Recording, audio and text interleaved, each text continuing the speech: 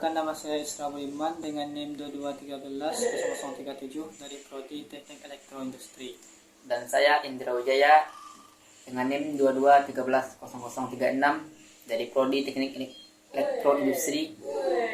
Baiklah, kali ini kami akan membuat video tentang cara wawancara. Baiklah, di sini saya Indra Wijaya sebagai penanya dan saya Isra Budiman sebagai menjawab dari pertanyaan Indra Wijaya. Baiklah, akan saya mulai pertanyaan. Apa yang menjadi motivasi utama Anda dalam menjalani hidup Anda dalam masa kuliah sekarang? Banyak sekali hal-hal yang membuat saya termotivasi untuk menjalankan kehidupan sehari-hari saya di perkuliahan saat ini. Contohnya seperti belajar dengan giat dengan tujuan untuk mendapatkan IPK yang lebih tinggi dan beberapa hal lainnya yang dapat membanggakan orang tua, dan mungkin juga dapat untuk mempermudah dalam hal mencari pekerjaan pada masa yang akan datang. Jadi begitu. Sekarang Anda kuliah di universitas mana? Sekarang saya mulai kuliah di Universitas Negeri Padang. Saya masuk pada tahun 2022 dan sekarang menempuh semester 2. Jadi di Universitas Negeri Padang. Apa alasan Anda memilih universitas tersebut?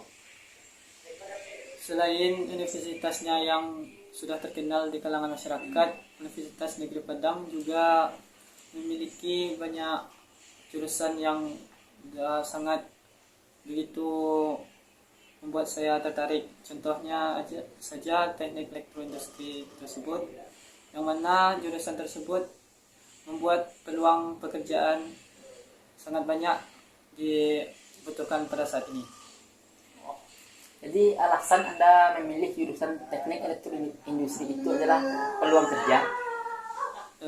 Selain dari peluang kerja, elektroindustri ini juga termasuk jurusan yang cukup saya minati dari kecil, karena saya juga tertarik dengan alat-alat elektronik.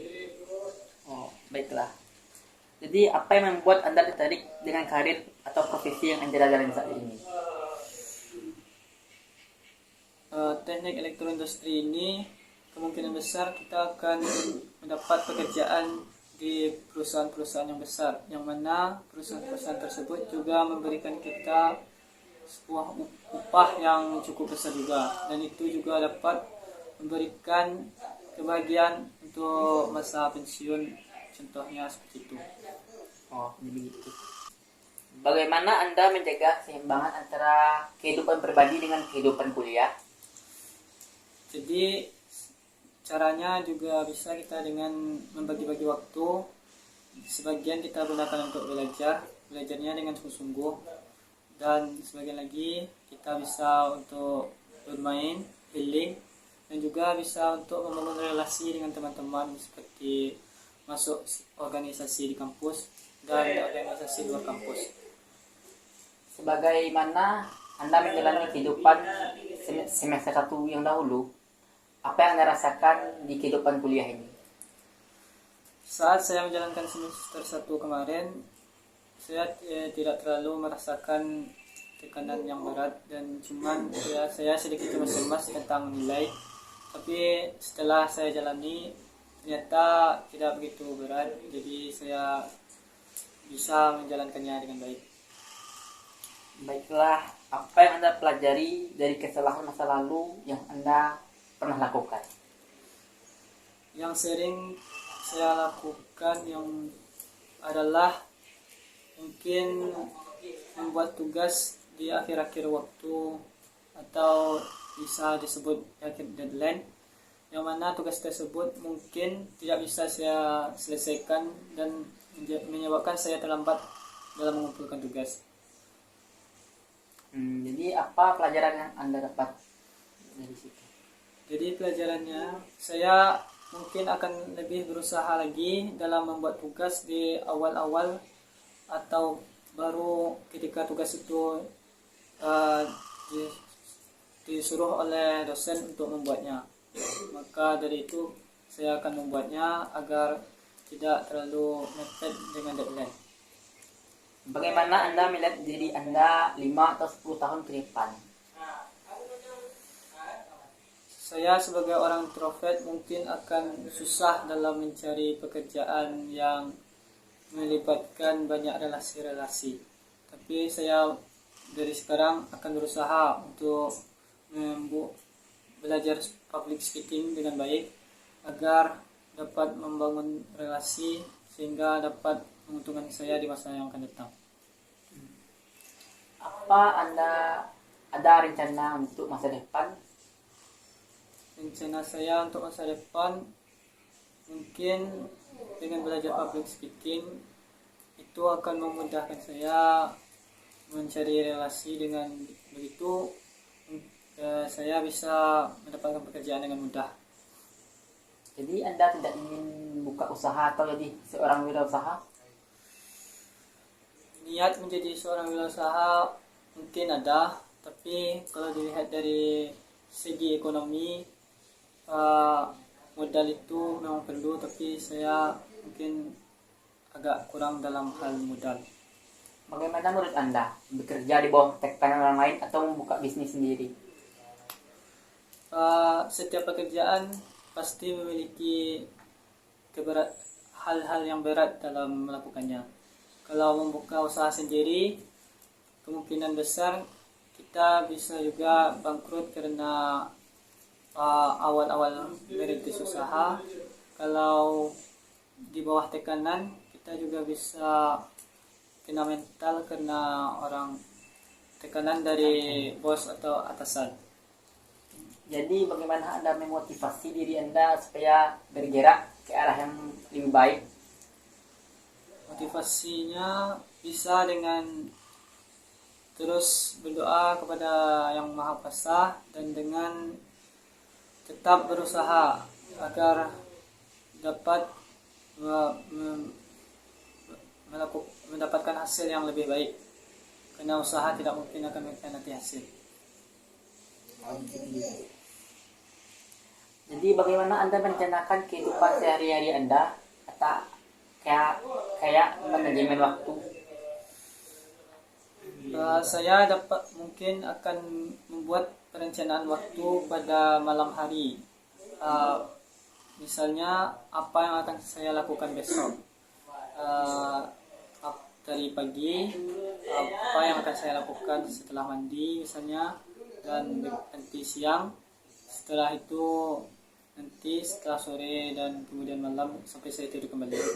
Oh, apakah Anda suka berolahraga?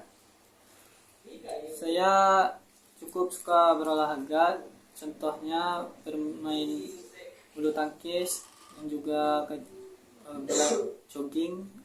Bisa juga saya, mungkin semua olahraga saya bisa. Jadi Anda seorang olahragawan. Saya bisa dibilang begitu, tapi akhir-akhir ini saya jarang olahraga karena waktu yang cukup mepet dengan tugas-tugas dari kuliah. Oh, dan sekarang apa hobi yang Anda tekuni? Hobi yang sering saya tekuni adalah mungkin bermain game, karena bermain game bisa dijadikan healing, dan orang-orang di sekitar saya juga banyak juga yang main game.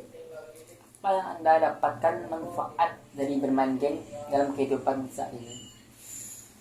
Sebagai seorang introvert, saya mungkin lebih banyak diam, tapi ketika di dalam game saya akan lebih banyak bicara. Karena itu, dan ada juga teman-teman di sekitar saya yang sering bermain game dengan saya, itu menjadi lebih akrab dengan saya. Maaf, tapi kenapa Anda tidak masuk organisasi atau sesuatu yang berkaitan dengan public speaking? Karena saya baru mahasiswa baru, itu menyebabkan saya sedikit grogi dalam memilih hal-hal yang ada di kampus seperti organisasi.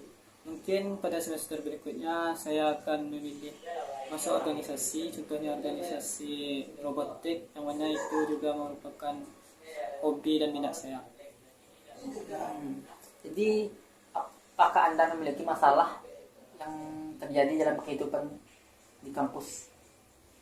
Masalah yang ada di kampus sepertinya tidak ada. Mungkin yang menjadi masalah kesulitan dalam memahami pelajaran yang baru-baru diajarkan oleh dosen, yang baru-baru kita pelajari. Jadi bagaimana Anda cara menanggulangi masalah tersebut? Masalahnya, caranya ya mungkin dengan mempelajari, dengan mencari-cari modul, cari-cari materi, sumber-sumber dari banyak buku, dan itu mungkin bisa, dan bertanya juga ke dosen tentang materi tersebut, sehingganya kita dapat mudah memahami materi tersebut.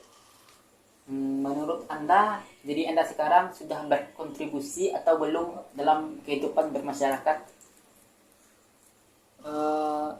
Kalau untuk sekarang mungkin belum, karena saya lebih sering berdiam diri.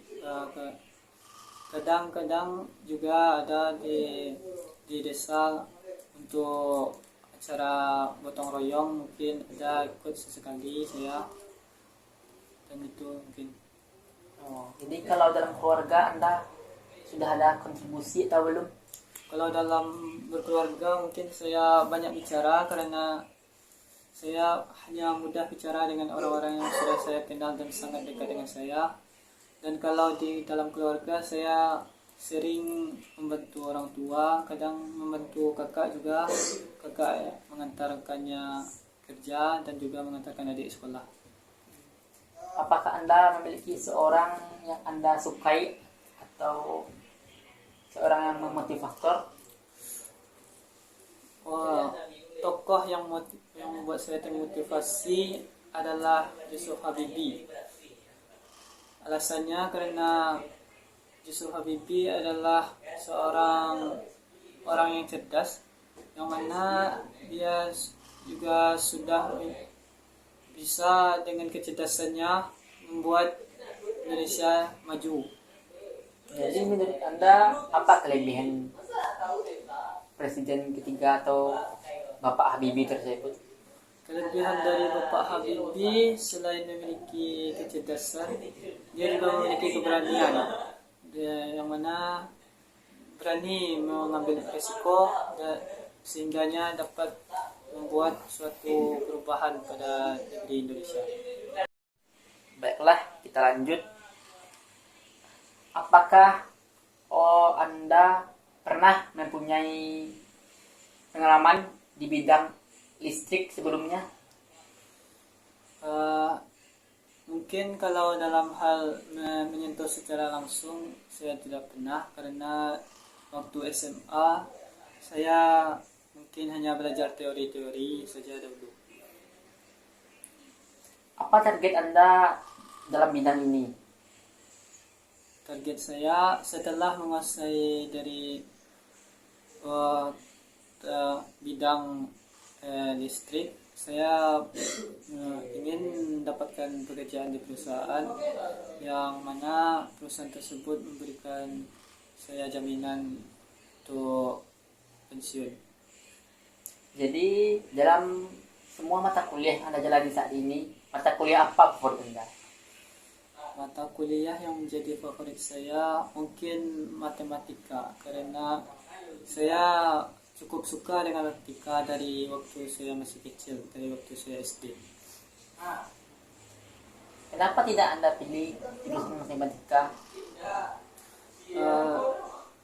Jika saya memilih jurusan matematika, mungkin itu sedikit keluar dari hobi dan minat saya.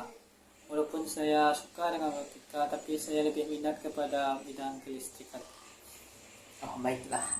Jadi bagaimana kegiatan yang kamu lakukan setelah selesai kuliah selain bermain game?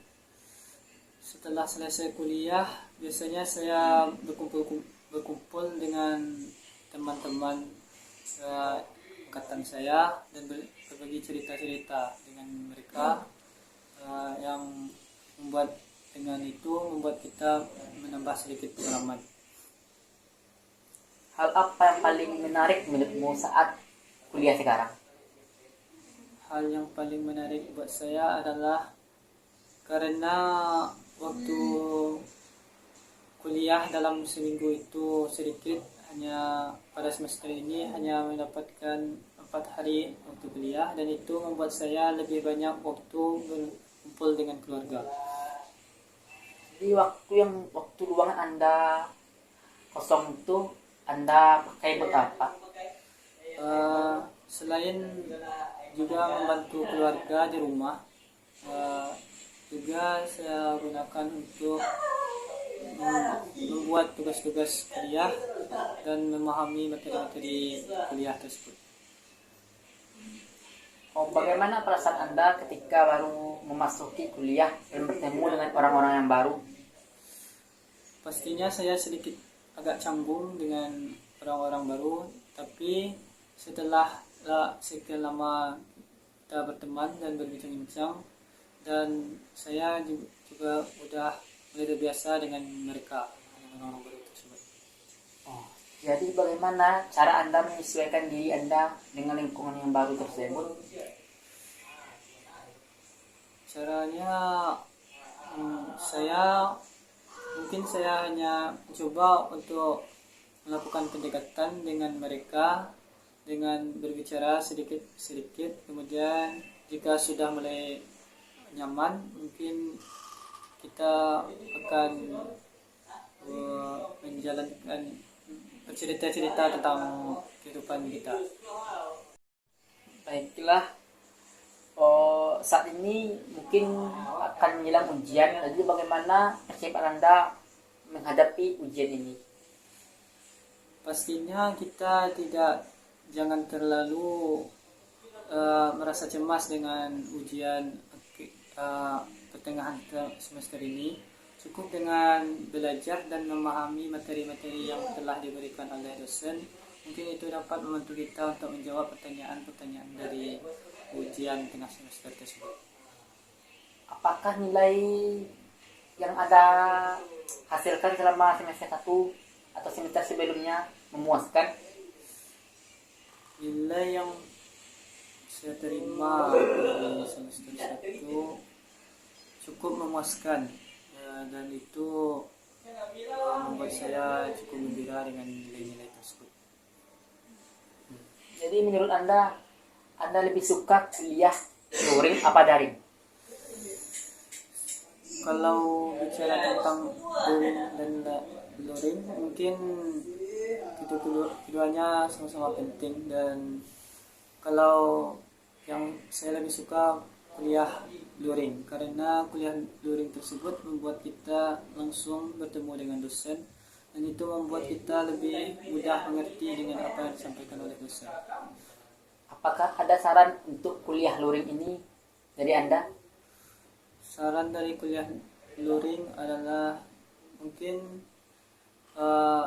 banyak dari dosen yang membuat sebuah presentasi untuk mahasiswanya, dan itu kita harus memanfaatkannya dengan sebaik mungkin.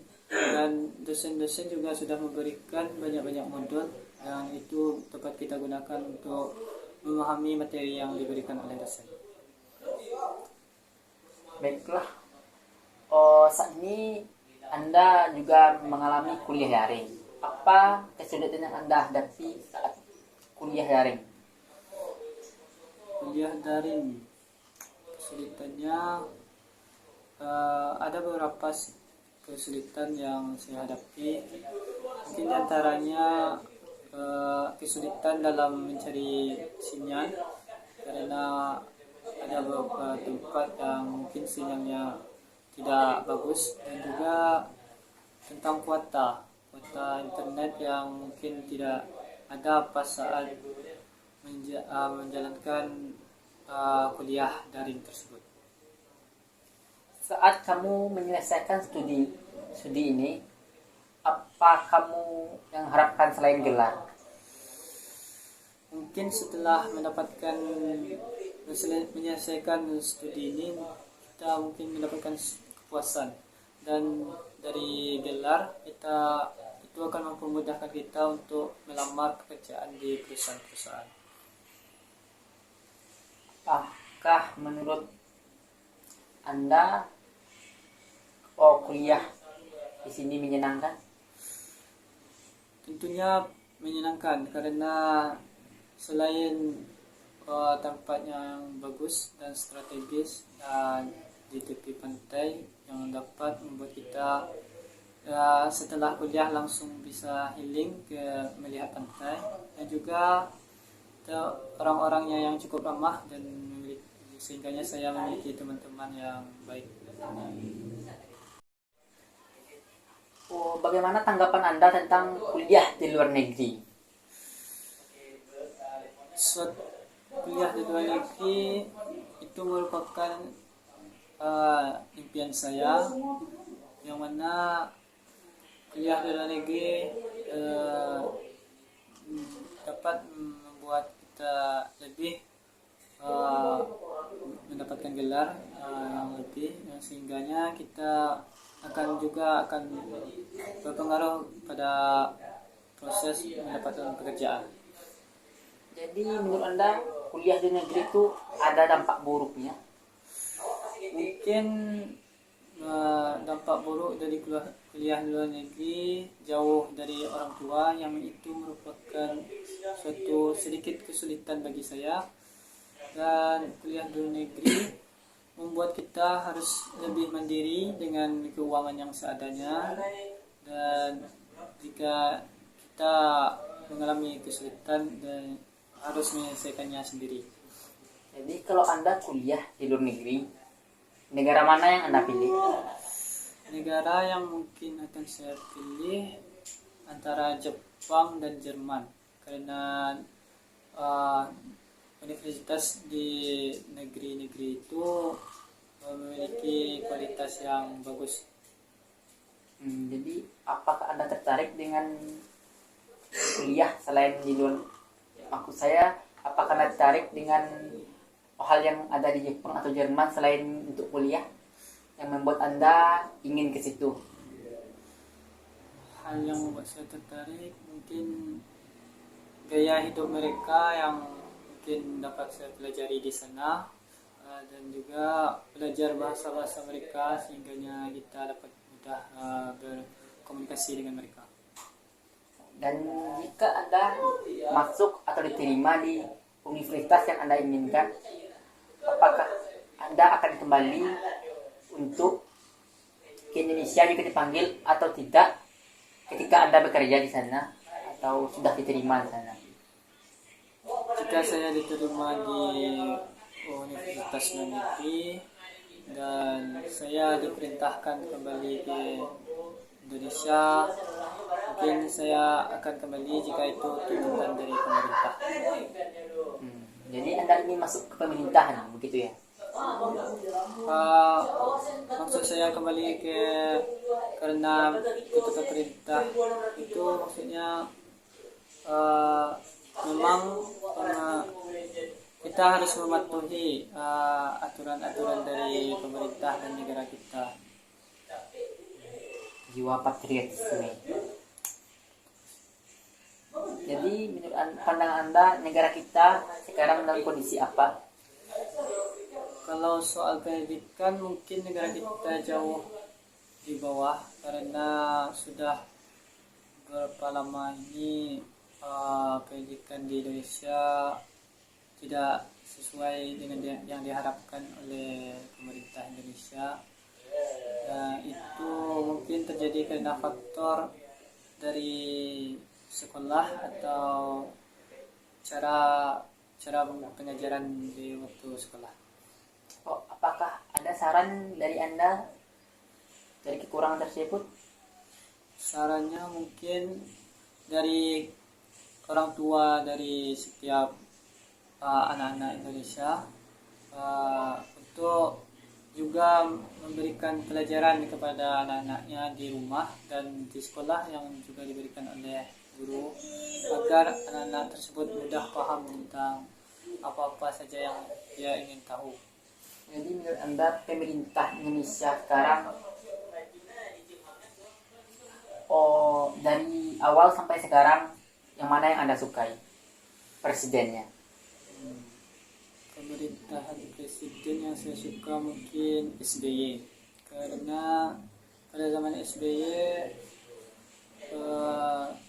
ketika itu saya waktu masih SD dan saya juga mendapatkan pendidikan yang cukup bagus juga karena SBY dan SBY juga membuat pertahanan Indonesia cukup kuat bagian pertahanan. Jadi favorit Anda dalam presiden adalah Bapak Susilo Bambang Yudhoyono. Jadi apakah pada saat jabatan atau masa pemerintahan Bapak SBY pemerintahan dalam pendidikan sudah maju atau berkembang ke arah lebih baik? Pada saat pemerintahan SBY mungkin karena saya masih SD tidak terlalu paham tentang politik, tapi saya merasakan banyak sekali dan kemudahan dalam melakukan tentang pembelajaran, seperti adanya bantuan bansos, bantuan sekolah, dan juga bantuan untuk masyarakat yang tidak mampu dalam hal pendidikan. Apakah Anda berminat di bidang politik? Sebagai menjadi seorang politikus mungkin saya tidak akan berminat, tapi saya akan membantu dari belakang untuk memajukan Indonesia. Kalau menjadi dosen, Anda tertarik? Kalau hal dalam mengajarkan orang lain saya tidak terlalu pandai, sehingga saya jika menjadi seorang dosen mungkin saya tidak terlalu tertarik.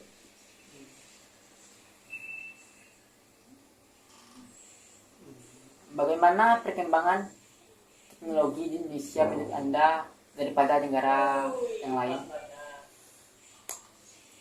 Indonesia kalau dilihat dari segi teknologi mungkin akan tertinggal jauh dari negara tetangga seperti Singapura dan juga negara Jepang, yang mana itu di negara-negara tersebut sudah melakukan banyak sekali teknologi terbaru dan yang telah memudahkan mereka, sedangkan di Indonesia teknologi tersebut belum ada.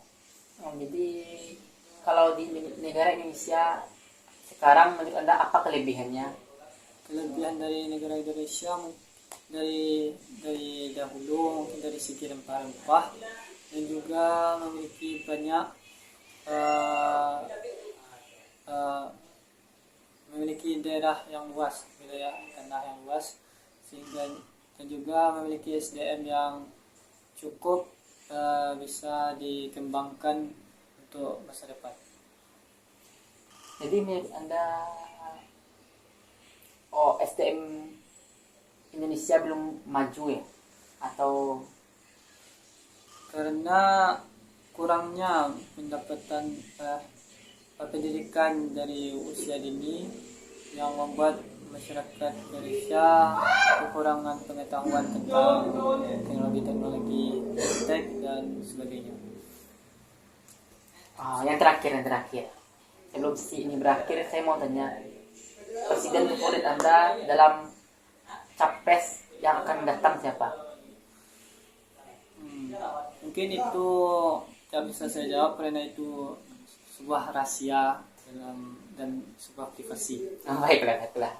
Sekian dari saya Indro Jaya. Kalau ada salah kata mohon maaf. Dan saya Isra Budiman juga mohon maaf. Assalamualaikum warahmatullahi wabarakatuh.